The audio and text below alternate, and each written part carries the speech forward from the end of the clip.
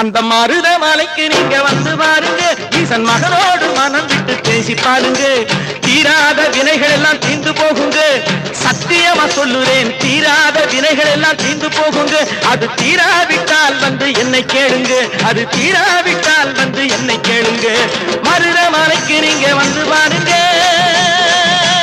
மருதமலை முருகனுக்கு, மருதமலை ஆண்டவனுக்கு, மருதாச்சலமூர்த்திக்கு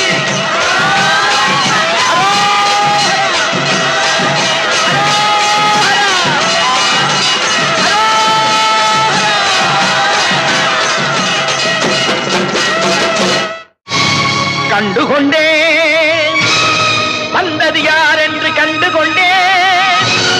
வண்ணமயில் வடிவில் இங்கே